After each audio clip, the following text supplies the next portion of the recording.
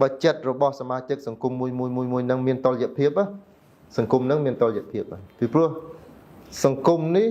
ស្ថានភាពសង្គមនេះគឺបង្កើតឡើងដោយចិត្តរបស់មនុស្សនៅក្នុងសង្គមបើចិត្តមនុស្សនៅក្នុងសង្គមយ៉ាងណាសង្គមនោះនឹងមានរូបភាពយ៉ាងដូច្នោះនឹងព្រះលោកសម្ដែងថាលោកនេះគឺបង្កើតឡើងដោយចិត្តពាក្យថាលោកក្នុងទីនេះគឺសំដៅយកសង្គមមនុស្សបើសង្គមនៃឯងរញ៉េរញ៉ាយគឺក្នុងដួងចិត្តនៃសង្គមនៃពលរដ្ឋនៅក្នុងសង្គមនោះគឺរញ៉េរញ៉ាយហើយបើសង្គមនឹងមានសណ្ដាប់ធ្នាប់ល្អអីពលរដ្ឋនៅក្នុងសង្គមនឹងភាគច្រើនគឺពលរដ្ឋល្អពលរដ្ឋពាក្យថាពលរដ្ឋឯនេះគឺសំដៅយកមនុស្សទាំងអស់ខ្ញុំកណាសូមភ្ជាប់ពាក្យនោះដែរដូចពាក្យជាតិសាសនាព្រះមហាក្សត្រជាតិសាសនាព្រះមហាក្សត្រដែលជាបាវចនាជាតិយ៉ាងសំខាន់មួយរបស់ប្រទេសកម្ពុជាយើងហើយប្រជាពលរដ្ឋយើងក៏ជឿទៅលើពុទ្ធសាសនាតំណឹងទៀតសោតក៏បច្ចុប្បន្នភាពនេះស្ថានភាពសង្គមមួយចំនួនហាក់មិនសូវល្អប្រហែលជំវិញបញ្ហាសេដ្ឋកិច្ចប៉ុន្តែបើតាមគោលនយោបាយការយកចិត្តទុកដាក់របស់រដ្ឋាភិបាលនិងការជំរុញកំណើនវិនិយោគពីមួយថ្ងៃទៅថ្ងៃគឺប្រទេសកម្ពុជាយើងរដ្ឋាភិបាលប្រឹងប្រែងមែនទែនតែយើងគួរតែជំរុញយ៉ាងម៉េចទៅតាមបែបពុទ្ធសាសនាដើម្បីឲ្យប្រជាពលរដ្ឋទាំងប្រជាពលរដ្ឋទូទៅអ្នករស់ស៊ីកសិករមន្ត្រីរាជការយុវជនរួមគ្នាជាធ្លុងមួយដើម្បីឆ្ពោះទៅលើមាគ៌ាសន្តិភាពហើយអភិវឌ្ឍប្រទេសជាតិឲ្យបានរីកចម្រើនទៀតសម្រាប់សូមពលរដ្ឋត្រូវនិយាយត្រឹមលក្ខខណ្ឌពលរដ្ឋក្របខណ្ឌពលរដ្ឋហ្នឹងប្រជាពលរដ្ឋត្រូវបំពេញតួនាទីដែលខ្លួនកំពុងតែស្ថិតនៅមានន័យថាម៉េចភាវៈខ្លួនជាអីជាមន្ត្រីរាជការអញ្ចឹងត្រូវខំបំពេញការងារជាមន្ត្រីរាជការទៅកណាហើយចេះហើយរឿងធ្វើមន្ត្រីរាជការល្អនោះមិនបាច់ថ្វាយនិយាយទេកណាភាវៈខ្លួនជាអីជាគ្រូបង្រៀនធ្វើជាគ្រូបង្រៀនល្អទៅជាគ្រូពេទ្យធ្វើគ្រូពេទ្យល្អទៅជាអ្នកបួសក្នុងសាសនា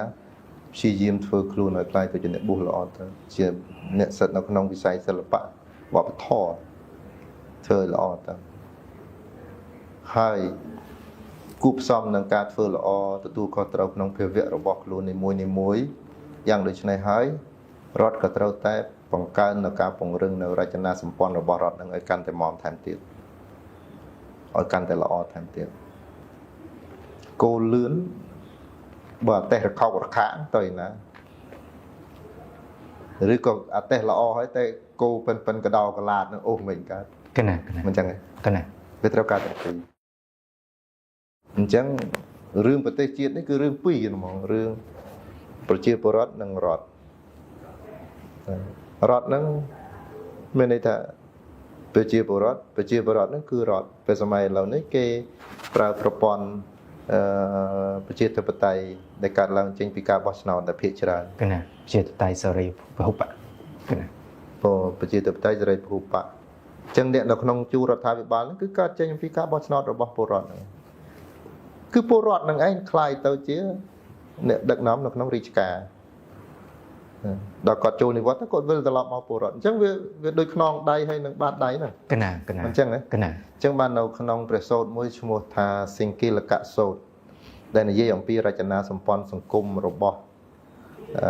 ដែលសម្ដែងដោយព្រះពុទ្ធជាម្ចាស់ហ្នឹងគឺល្អណាស់ដូចជានិយាយអំពីទួនាទីរបស់មេដាបិតាចំពោះកូនហើយព្រះអង្គក៏សម្ដែងអំពីទួនាទីរបស់កូនចំពោះមេដាបិតាព្រះអង្គបានសម្ដែងអំពីពួកសាមណព្រាហ្មណ៍គឺពួកអ្នកបួសទួនាទីរបស់អ្នកបួសនិង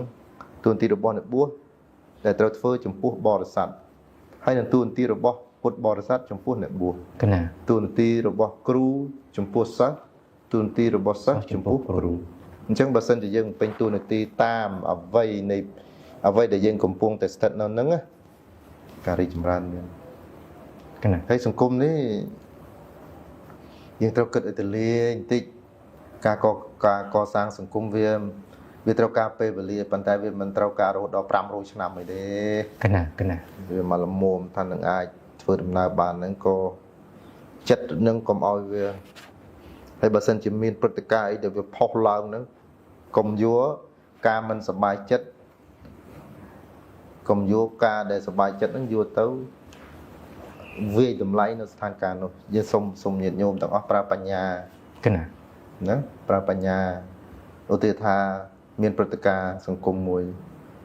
វាយំខ្នងវាសាហាវព្រៃផ្សៃស្រាប់តែនាំគ្នាដុតខ្លួនឯងទាំងអស់គ្នាអំពើនោះខុសមែនប៉ុន្តែបើសិនជាយើងដុតខ្លួនយើងថែមទៀតកាន់តែបង្កើតនៅការស្អប់ខ្ពើមកាន់តែខ្លាំងឡើងពេលដែលព្រឹត្តិការណ៍សង្គមនឹងវារលត់ទៅអាភ្លើងនៅក្នុងចិត្តនេះអត់រលត់ទេកណាអញ្ចឹងវានឹងដុតអ្នកផ្សេងដែលនៅចិត្តយើងបើយើងជាឪពុកមានឥទ្ធិពលលើកូនលើចៅលើអីហ្នឹងវានឹងជះទៅអ្នកនៅជុំវិញហ្នឹងក្នុងរូបភាពផ្សេងកណាអញ្ចឹងបានព្រះលោកអត់ឲ្យយើងមើលស្ថានភាពដោយសោមនស្សដោយទោមនស្សមានន័យថាមិនឲ្យមើលស្ថានភាពដោយការមិនពេញចិត្តដោយការពេញចិត្តលោកឲ្យមើលរឿងហ្នឹងដោយបញ្ញាកណាទេបុគ្គលហ្នឹងខុសយ៉ាងម៉េចអូគាត់នឹងសម្លាប់គេណោះអូសម្លាប់អញ្ចឹងយើងថាអូខុសហើយប៉ុន្តែអត់ឲ្យមើលដោយស្អប់ខ្ពើមដល់ស្អប់ខ្ពើមទៅទីមួយដុតខ្លួនយើង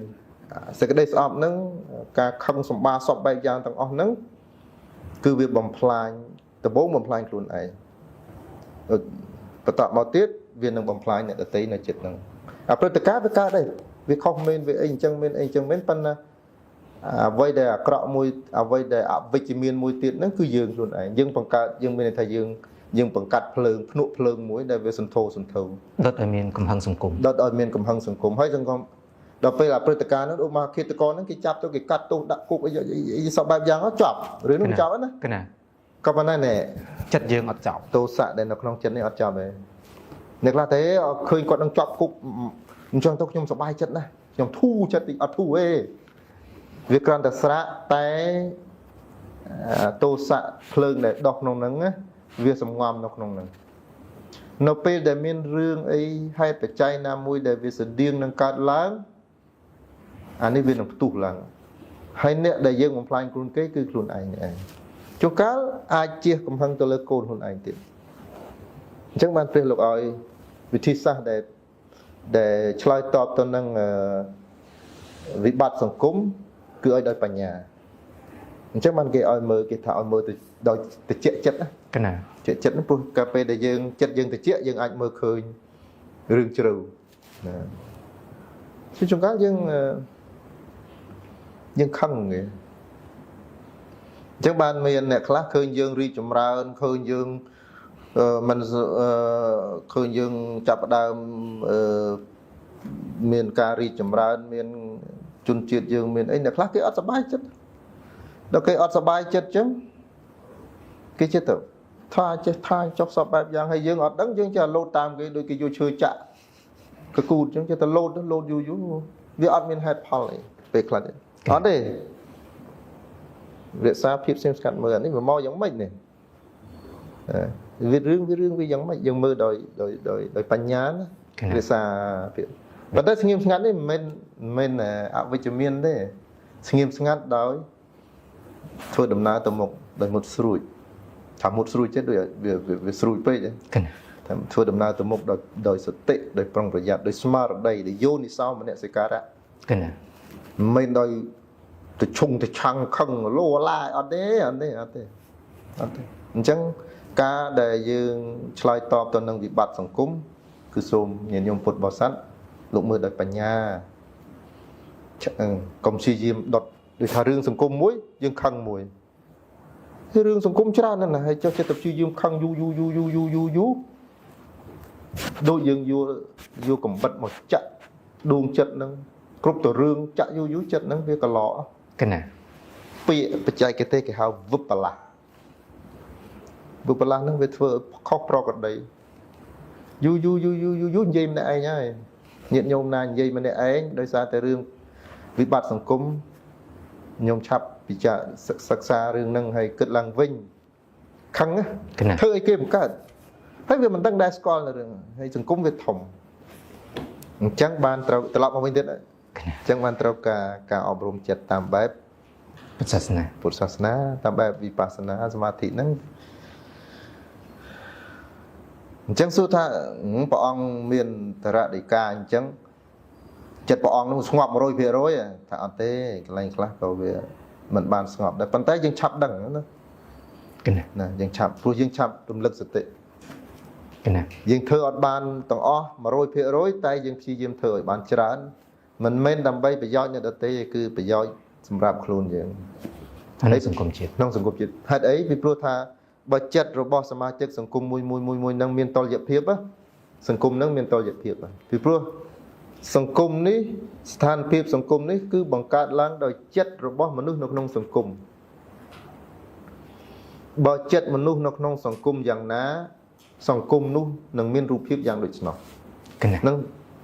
ព្រះលោកសម្ដែងថាលោកនេះគឺបង្កើតឡើងដោយចិត្តពាក្យថាលោកក្នុងទីនេះគឺសំដៅយកសង្គមមនុស្សបើសង្គមអ្នកឯងរញ៉េរញ៉ៃគឺក្នុងដួងចិត្តនៃសង្គមនៃពលរដ្ឋនៅក្នុងសង្គមនោះគឺរញ៉េរញ៉ៃហើយបើសង្គមនឹងមានសណ្ដាប់ធ្នាប់ល្អអីពលរដ្ឋនៅក្នុងសង្គមនឹងភាគច្រើនគឺពលរដ្ឋល្អពលរដ្ឋពាក្យថាពលរដ្ឋឯនេះគឺសំដៅយកមនុស្សទាំងអស់ទាំងពលរដ្ឋសាមញ្ញទាំងបើនិយាយទៅមនុស្សទាំងអស់ទាំងពលរដ្ឋទាំងរាជការទាំងអស់នឹងព្រះលោកសម្ដែងថាសង្គមគឺកើតឡើងដោយសារចិត្តសង្គមនេះលោកសំដៅសង្គមមនុស្សណាលោកមានប្រសាសន៍លោកគិតមើលបើសិនជាលោកបាច់ឆ្ងល់លោកសាក់គិតចេះមើលលោកសាក់គិតថាបើសិនជាពួកយើងសង្គមរបស់យើងកន្លែងខេត្តខ្លះលេងជិះបញ្ច្រាស់មកកណាមិនដឹងឆ្វេងដឹងស្ដាំវាបញ្ច្រាស់បើកភ្លើងទៀតហ្នឹងហើយគាត់ជិះបញ្ច្រាស់មកដោយគ្មានសេចក្តីខ្មាស់អៀនក្នុងភាវៈនៃអ្នកដំណើរនៅលើផ្លូវសាធារណៈដែលត្រូវតែប្រកាន់ឆ្វេងនិងស្ដាំអញ្ចឹងចិត្តយើងចង់សួរថាសង្គមឃើញគាត់ជិះបញ្ច្រាស់អញ្ចឹងគាត់ត្រាំអត់បានទេគាត់អត់អាចស្ទះបានទេគាត់ត្រូវតែជិះបញ្ច្រាស់ទេអញ្ចឹងដើម្បីឲ្យទៅយ៉ាងម៉េចក៏ទៅដល់គោលដៅរបស់គាត់មិនគិតថាជិះនឹងវាប៉ះពៀឬក៏អ្នកមកពីខាងនោះនឹងគ្នាលំបាកយ៉ាងម៉េចក៏អត់គិតទេគាត់គិតធ្វើម៉េចគាត់ជិះអញ្ចឹងដែលរូបភាពនឹងបានណាកើតឡើងដែលវាបញ្ច្រាស់គ្មានការគោរពអញ្ចឹងគឺចិត្តរបស់អ្នកបើកនឹងគឺអញ្ចឹងព្រោះហេតុដូច្នោះហើយបានជាព្រះពុទ្ធបានសម្ដែងថាចិត្តរបស់មនុស្សនេះគឺជាអ្នកបង្កើតសង្គមរបស់មនុស្សសង្គមអ្នកយ៉ាងណាចិត្តរបស់អ្នកគឺយ៉ាងនោះនឹងច្បាស់អញ្ចឹងបានអាត្មាបញ្ជាក់ខាងដើមថាបើសិនពលរដ្ឋទាំងអស់គ្នានឹងនាំគ្នាអប់រំចិត្តនឹងទាំងអស់គ្នាណាកណាអប់រំក្នុងភាវៈត្រឹមតែពលរដ្ឋល្អចិត្តស្ងប់មិនឈងឆាំងពេកចេះអត់ធ្វុតផងពេលធ្វើដំណើរ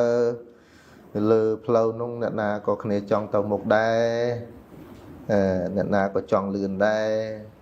វាមិនមែនតែយើងទេអញ្ចឹងដល់តែយើងជិះបញ្ច្រាស់គេអញ្ចឹងទៅគ្នាក៏ពិបាកដែរវាប៉ះពីអញ្ចឹងយើងត្រូវអត់ធ្មត់យើងប្រើខន្តីទាំងអស់គ្នាទៅវាបានប្រយោជន៍ឃើញទេដល់ពេលចិត្តរបស់យើងអ្នកដែលជិះអញ្ចឹងមានន័យថាអ្នកដែលគ្រប់គ្រងចិត្តអត់បានទេដល់គាត់គ្រប់គ្រងចិត្តអត់បានគាត់ហ៊ានប្រព្រឹត្ត